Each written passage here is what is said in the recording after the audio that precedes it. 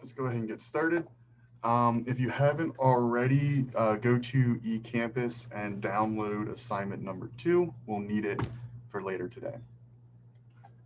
All right, so today is mostly going to be working in breakout rooms with your group to work on assignment number 2. But before we get to assignment number 2, let me talk about exam number 1.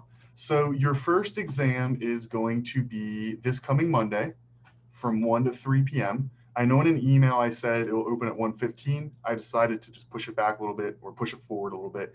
So you can access the exam starting at 1. However, you only have 1 hour to take the exam. So if you open it at 1 p.m., it will automatically close and submit at 2 p.m. So make sure you're done before 2. If you open it at 2, it'll automatically close at 3.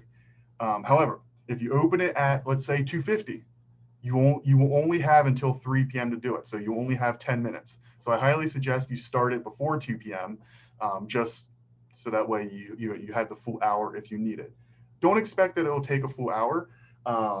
Let's get into the format of it, I guess. So like I said in the email, there's only 24 multiple choice questions.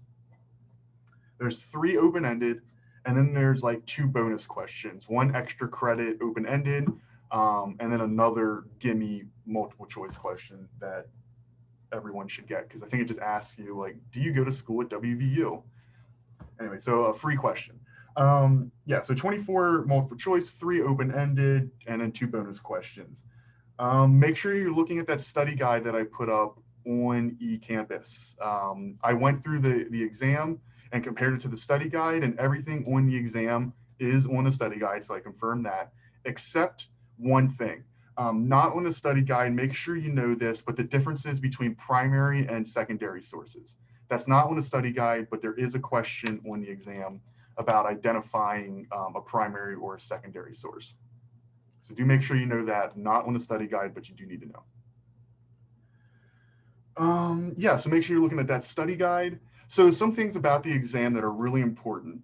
What you're going to need to do is log into eCampus through something called Lockdown Browser. I sent an email with a link. Most of you probably have experienced Respondus Lockdown Browser because we've all been online, so I'm assuming other classes have used it. But if not, what it is this is the link that the website this is the website that the link I gave you will bring you to. Watch this quick little 2.5-minute video from them. It's a little cheesy, but it does give you some good information. But essentially, all you need to do is install this program, and it acts like a browser like Google Chrome or Safari. Also, make sure you only use the link that I sent you because it links it to West Virginia. So don't try to find the website off of Google. Only use the link I gave. Anyways, after you install it, what it will do is install a program, and instead of opening Google Chrome or Safari or whatever browser you use, you'll open this instead, and it will automatically bring you to eCampus, and then you can access the test from there. So it's the only way that you can access the test. What you're going to have to do is make sure your camera is on. You're going to need to show your student ID, and then you're going to have to physically show your work area around you. So make sure you don't have any notes. Make sure you're sitting at a desk or a table, or if you have to, sit on the floor and show that there's nothing around you. And this is going to be very strict. This was going to sound very strict, but I want it to be very clear that this is just like taking an exam in person. So if I don't even think you can because of Respondus. It will literally lock your computer in a way where you can't open PowerPoint, you can't have Word open, you can't have PowerPoint open. The only thing you can do while using Respondus Lockdown is eCampus and taking the exam. So it will be recording you, and if we see things like you look at your phone or you have notes next to you, it will be an automatic 0. So if you have to, put your phone away from you. Make sure people know that you're taking an exam so they don't come in and try to talk to you. If someone comes in and tries to talk to you, it's just, there's no gray area. The way this thing works is just an automatic 0. Just like if you were sitting in the life science building and you were taking an exam. So don't have your phone around you. If you look at your phone for 2 seconds or 2 minutes, automatic 0. Make sure you use the bathroom beforehand. If you get up and leave before submitting, automatic 0. There's no gray areas. It's just plain white and day. Just sit there, take the exam. Like I said, it shouldn't take longer than 45 minutes. Probably, I'm guessing most of you half an hour. Not that long. Yeah, only 3 open-ended. Most of them are multiple choice. There will be you will need to like put a password in to take the exam, and the password is just research. I'll say all of this in an email after class and also right before Monday, just so you're seeing it multiple times. But there is a password. Like I said, to prepare, just look at the study guide. See if you can answer some of those questions on the study guide. If you can't answer the questions on the study guide, go back to the lectures and try to find the answer. All the answers are there in the lecture notes. So make sure you're using the lecture notes, the pre-recorded lectures that I had you watch before you came to class. Any of there's, I believe, 2 extra lectures on physiological measures, and there was something else, I forget. Anyways, make sure you watch those 2 and the quiz questions. So the quiz questions are a good idea of the different types of multiple choice questions that you'll see on the exam. So Friday is going to be an optional class depending on if your group gets done today, and most groups should. But anyways, come to Friday, I will be here to answer any questions that you may have about specific content that's on the exam. So take a look at the study guide. If there's something that's not clear, like you don't know the answer or you don't know where to find it, come to class on Friday. I'll have the exam pulled up. You can ask me any questions you want about the exam. Are there any general questions about what I said regarding exam number 1? If I already downloaded the Respondus Lockdown with webcam for like a class that I took previously, do I have to download it again or can I just use it? Nope. If you already have it downloaded, because it should automatically, as soon as you open it, it should just automatically bring you to eCampus. I believe that's what it does. At least that's what it did whenever I downloaded. So no, if you have it downloaded, as long as it was for West Virginia University, you're fine. For a West Virginia University class. If it was for another university, download the one that I gave you. But no, good question. If you already have it downloaded, you don't have to download it again. Any other questions about the exam?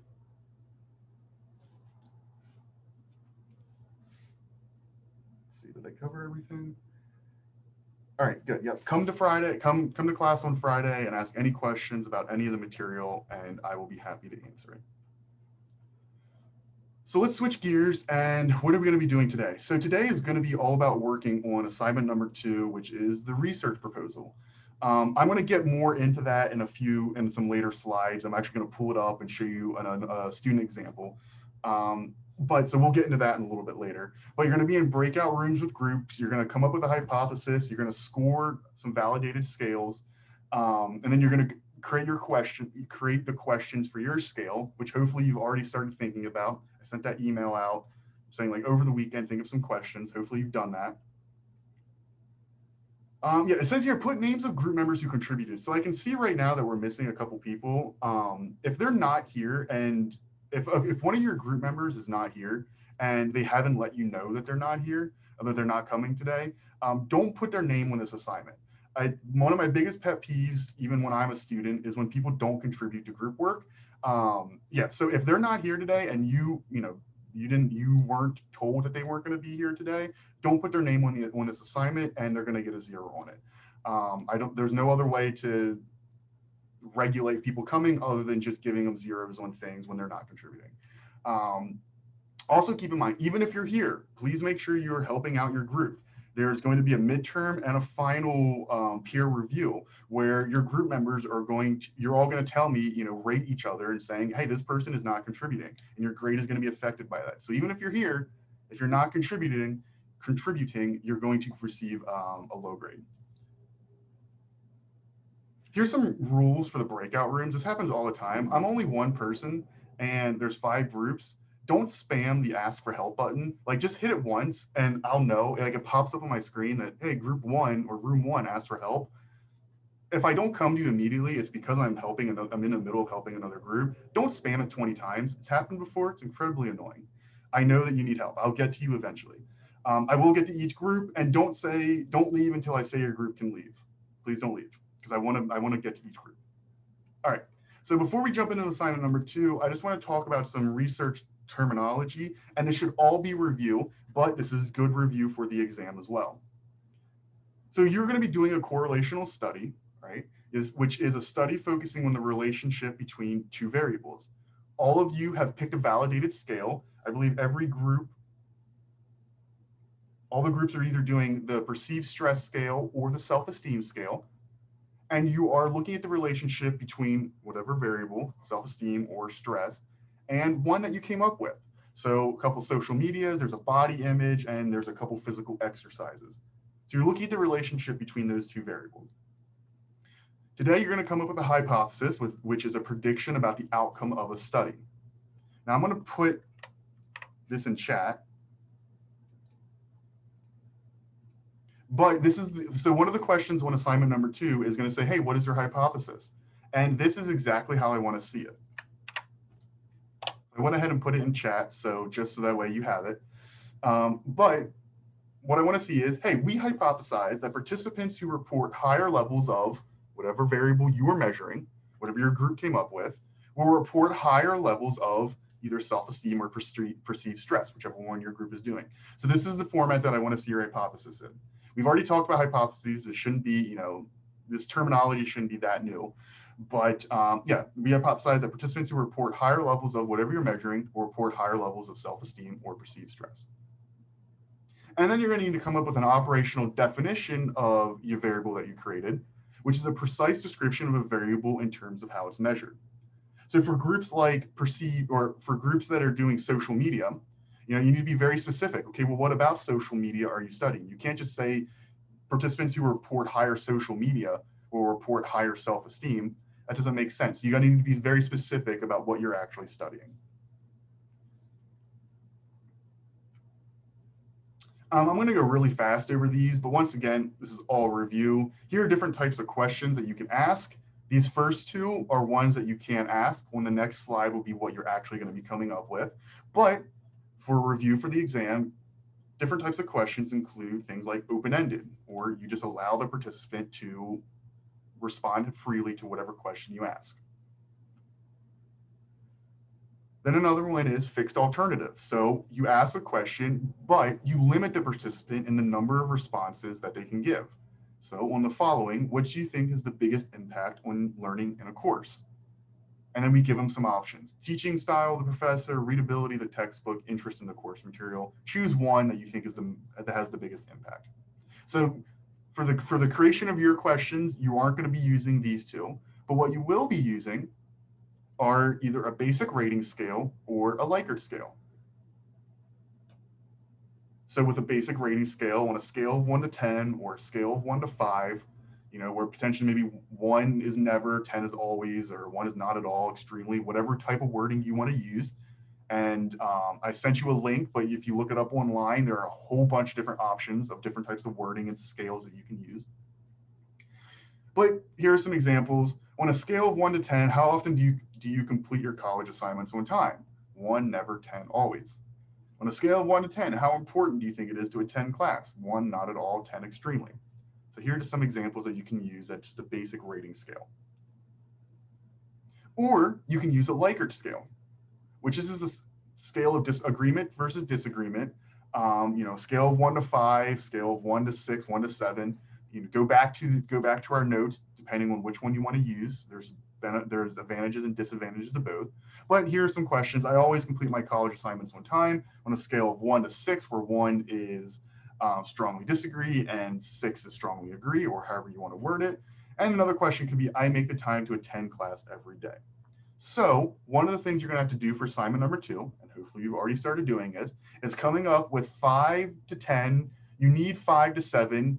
But come up with as many as you can, and then we can whittle them down. But come up with 5 to 7 questions, either on a basic rating scale or a Likert scale. Make sure they can all be answered on the same response format. So if you're going to use, for one question, if you're going to use never to always, make sure that you can use never to always on all 5, however many questions you come up with. So only one response format, 1 to 10, 1 to 5, never, always, not at all, extremely, strongly disagree, strongly agree, whatever you want, but make sure that that format is for every question.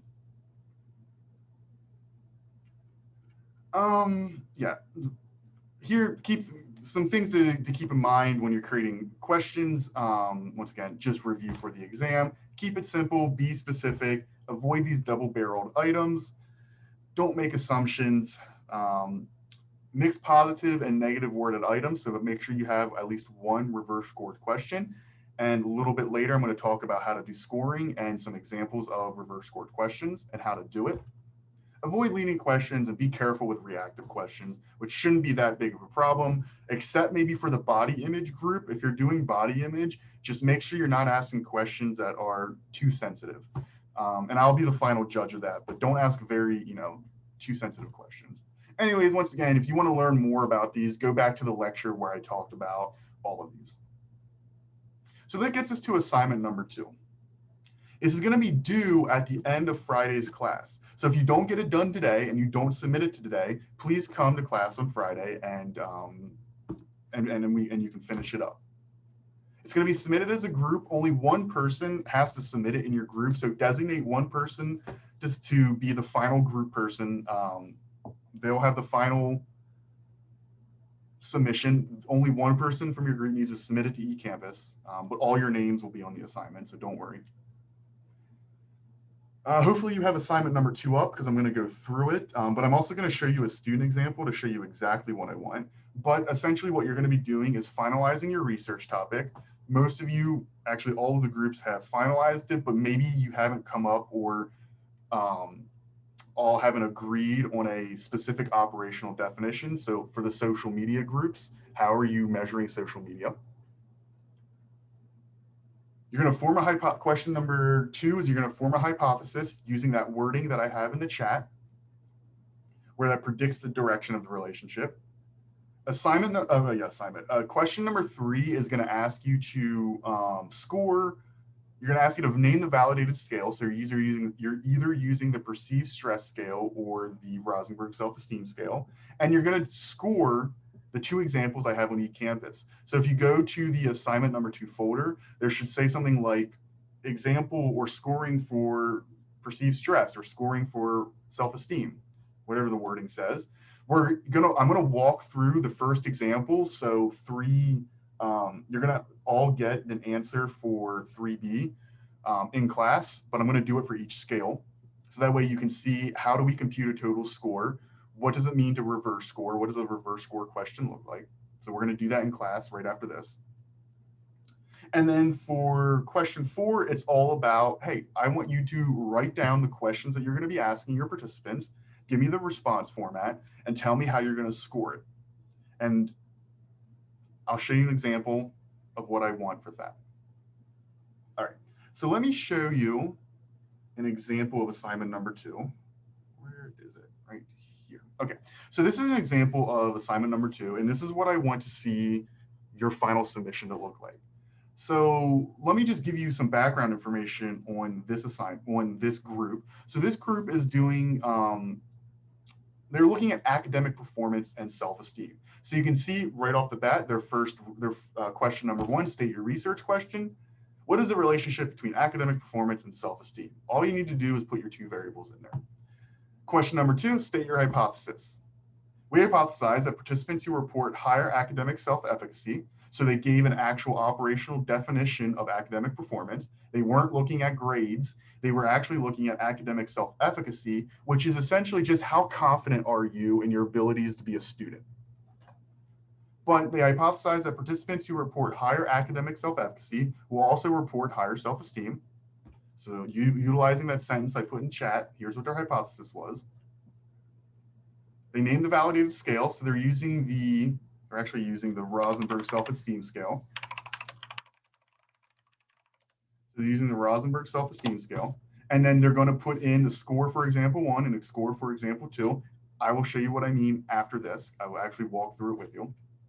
But here we can see now, question number 4 is, this is the questions they came up with. So look at some of these questions. So what they're measuring is, how confident are they? How confident are you as a participant in your academic abilities? So let's look at some of their questions. I am in control of all of my classes. All right. I'm satisfied with the grades I have right now. Okay, all of these questions relate to academic self-efficacy. If you go back up, they're IV. So you need to make sure all of your questions relate to whatever you're actually measuring. I want you to notice the scaling too. So they did it on a 1 to 6 scale from strongly disagree to strongly agree. And every single one of these questions, all 5 of their questions can be answered on this strongly disagree to strongly agree scale. Now I have 2 questions here highlighted. Can someone tell me why they think I have these 2 questions highlighted? They're the negative questions. Good job.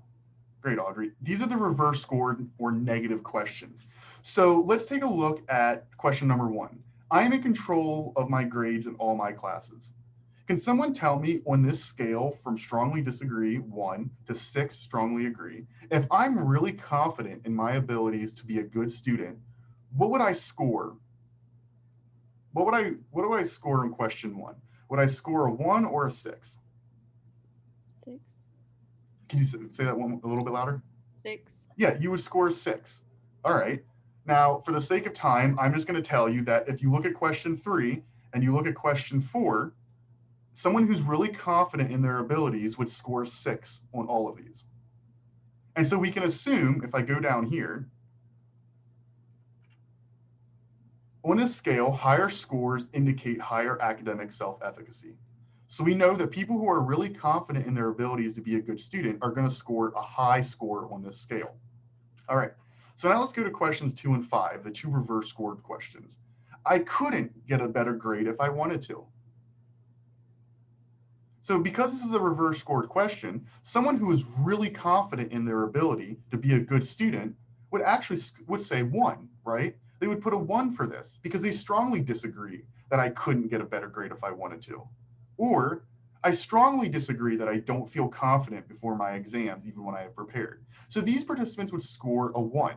So what you have to do is reverse score.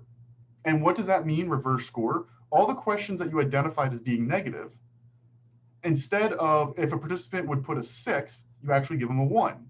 Or if they put a 5, you would give them a 2. If they gave a 4, you would give them a 3. If they put a 3, you would give them a 4. If they gave a 2, you give them a 5. If they scored a 1, you give them a 6. So you just reverse all the scoring numbers. I'm going to explain a little bit. I'm going to show you another example, which will help you answer example number 1 for question 3 for each for both the Rosenberg self-esteem and the perceived stress scale. And hopefully you'll see a little bit better this reverse scored idea. But anyways, this is what you're going to have to do for question number 4. Put your questions, put your scoring response format. 4B is just, okay, so now that you have all your questions, what is your scale going to look like? Well, we're going to add up all of our scores, all of the questions, but we're going to reverse score question 2 and 5. And then the scale can range from 5 to 30, right? Because you have 5 questions.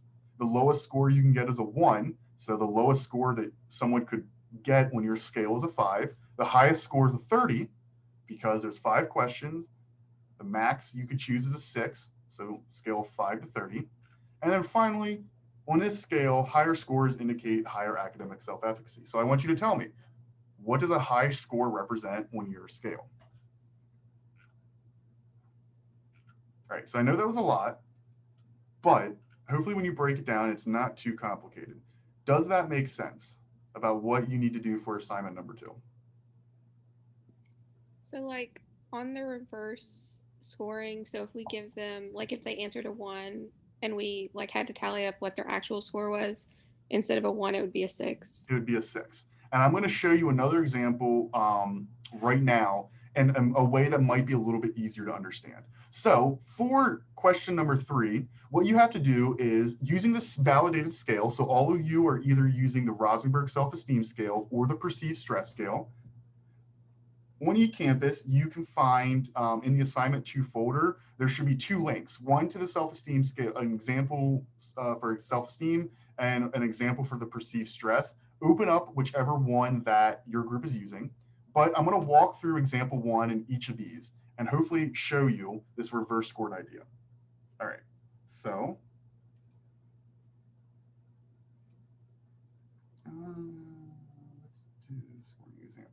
Okay, so can everyone see the Excel spreadsheet as well as the PDF? All right, I got a yes. Okay. So let's start off the perceived stress scale. So if you're using the self-esteem scale, pay attention to this because this will just help you reinforce the idea of reverse scoring. But I will do an example of the self-esteem scale. So for question number 3, what you have to do is score each example. So there's 2 examples for each group. There's example 1, you scroll down, example 2. I'm going to walk through example 1 and show you what I mean by reverse scoring and how to compute a total score. So all I did in Excel right here is we have 10 questions on this scale, 1 through 10. All I did is put the number value for whatever the participant said. So for question 1, participant said 4, 1, 4, 1, 1, 4, 2. So you can see that's all I did right here is just put what the participant said. Now, for the sake of time, I'm going to point out the reverse scored questions for each scale, but I'm going to walk through why it's reverse scored. Kind of already done that with the student example. But on this scale, what are we doing? The perceived stress scale, a high score is someone who is really stressed. Okay, so let's answer question number 1, as if we were really stressed. In the last month, how often have you been upset because of something that happened unexpectedly? If I'm a really stressed person, I would say 4, very often, right? If I'm a very stressed person, I would answer 4 to this question. Okay, so I have 4 here. Let's do one more. In the last month, how often have you felt that you were unable to control the important things in your life? All right, if I'm a really stressed person, I would score 4. Okay, so that question is still follows with our logic, right? That higher scores equals a more stressed person. Let's go to question 4, and you'll see that it's the exact opposite. In the last month, how often have you felt confident about your ability to handle your personal problems? If I'm a really stressed person, I would say never, right? I would score 0. I'm never confident in my ability to handle my personal problems. So we know that question needs reverse scored. Now, for the sake of time, if you look at questions 4, 5, 7, and 8 on this scale, you'll see that they are those negative worded items, or they are worded in such a way that a really stressed person would actually score a 0 and not a 4. So we know we need to reverse score these 4 questions. So in this column right here, I'm going to go ahead and put the real numeric value after we reverse score. So we don't have to reverse score question 1, so that's a 4, or question 2, so that's a 1, or question 3, so that's a 4. So I'm just putting what the participant said. But I know that I need to reverse score question 4. So on this scale, a 0 is a 4, a 1 is a 3, a 2 is a 2, a 3 is a 1, and a 4 is a 0. I'm just reversing these numbers. So I know the participant said a 1, so they actually get a 3. The participant said a 1 again for question 5, right? They said a 1. So I know I need to reverse score it into a 3. Don't need to reverse score question 6, but I do need to reverse score question 7 and 8. So a 2 is actually a 2 because there's an odd number. The middle will just be the middle. A 0 is actually a 4, and we don't have to reverse score these. So if I sum it up, yeah, the true score for this participant is a 32. Let me show you what the score is if we didn't reverse score it.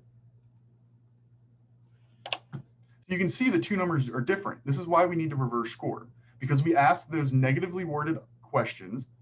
The true score of this participant is a 32.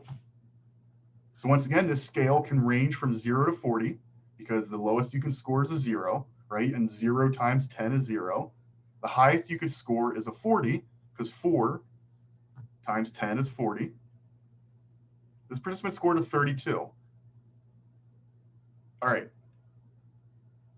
Did that rather quickly, but does it make sense that how we identified the negative worded items and that you have to reverse score them and how you reverse score? Are there any questions about that before I jump into the self-esteem example?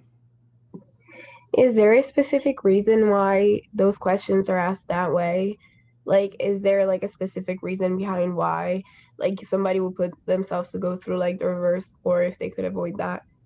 Yeah, so in class 2 classes ago, I believe, we talked about something called revert or response set bias. So what this does is, let's say this is a really long scale or a really long survey that you're taking, and you're sitting here, and I'm a board participant, and I don't want to do this, as a lot of participants don't because it's, it's time consuming. But let's say I read this first question. All right, I'm going to say I'm a 4 because I'm not a stressed person. Let's just say I'm not a stressed person. So I'm going to say, let's say I am a stressed person. So I say a 4.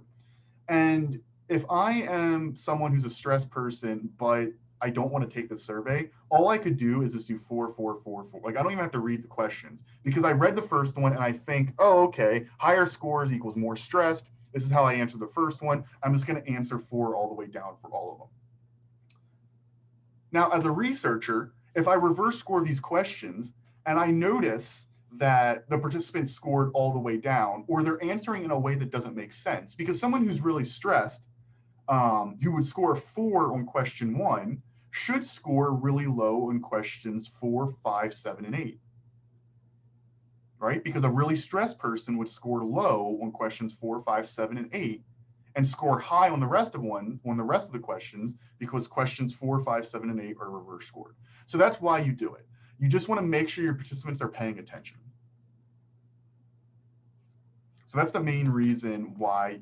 I think there's one other reason that I forget off the top of my head that's in that PowerPoint, but I know the main one is to reduce response set bias. All right. If you have any more questions, let me know, but I'm going to jump in and do an example of the self-esteem scale. So once again, it's the same logic. Higher scores on the self-esteem scale indicate you have higher self-esteem. So go through it fast. I identified that questions 1, 2, 4, 6, and 7 need to be reverse scored. Because if we go to let's go to question 3, right? Because that doesn't need reverse scored. All in all, I'm inclined to feel that I'm a failure. Well, someone who has really high self-esteem would say, I disagree with that, right? I'm not a failure. And if you notice a scale, which I'd advise, word of advice, whenever you're developing your own scale, never have strongly agree be at the bottom and strongly disagree be at the top. It just doesn't make sense. Always start with like disagree as being 0 or being your low number. Anyways, so for question number 3, we identified that people who have really high self-esteem, all in all, I'm inclined to feel that I'm a failure, would strongly disagree with that. So we know that questions 1, 2, 4, 6, and 7, someone who has really high self-esteem is probably going to score really low. So let's see. I feel that I'm a person of worth, or at least an equal plane with others. If I have really high self-esteem, I'd actually score the lowest. I strongly agree with that, 1. So we need to reverse score those questions. So once again, with the reverse scored, 1 is a 4, 2 is a 3, 3 is a 2, 4 is a 1, just switching around the order of these numbers. So let's reverse score it. We have a 4, we have a 4, we have a 4, because that doesn't need reverse scored. A 2 is a 3, 3 is a 3, because it doesn't need reverse scored. A 2 is a 3, 2 is a 3, and none of these need reverse scored. So we can see that the total score is a 34. Does that make sense? Are you confident that you can do it for example number 2? I've given you the reverse scored items. So make sure you know that for the Rosenberg self-esteem scale, if you're using that scale, the reverse scored items are questions 1, 2, 4, 6, and 7. For the perceived stress scale, the reverse scored questions are 4, 5, 7, and 8. So does anyone is not confident that they can do it for example number 2 for your homework? Okay. So that's what you have to do. So that's for question number 3. That's what you have to do. I've given you the answer for example number 1. You just need to do it for example number 2.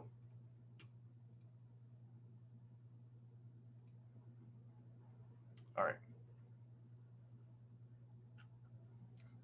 I just went over that person. All right, so work time. So what you have to do now is, have assignment number 2 open, work together as a group to answer all the questions. I'm going to be jumping around from group to group. I would advise starting off with, this is a good advice. Please listen to this because I've seen multiple groups do this wrong. One of the things I would suggest is make sure you have a clear operational definition first. Know what you are measuring and make sure your group is on the same page that, hey, we are measuring this specifically about physical exercise, or this specifically about social media or body image. So that way all your questions revolve around that. And one of the things I would suggest if you're struggling with coming up with questions is think about someone who would score a high score on whatever your scale you're creating. So if you're coming up with physical exercise, right, think about what you're actually measuring in. Think of characteristics of someone who would score high on physical exercise. And then think about those characteristics and come up with questions about those characteristics to see if your participant fits that. So it's a really easy way to come up with questions if you're struggling. Once again, I would jump from breakout room to breakout room to help people that need help. Don't leave until I say you can leave. This assignment is due at the end of next class, so if you don't finish it today, come to class on Friday. Yeah, that is it. Oh, some additional notes. Data is going to be collected from your friends and family, all 18 plus. You don't need to include any questions about like gender, year, age in school, anything like that. Just come up with questions about your construct. Any last minute questions before I open up breakout rooms?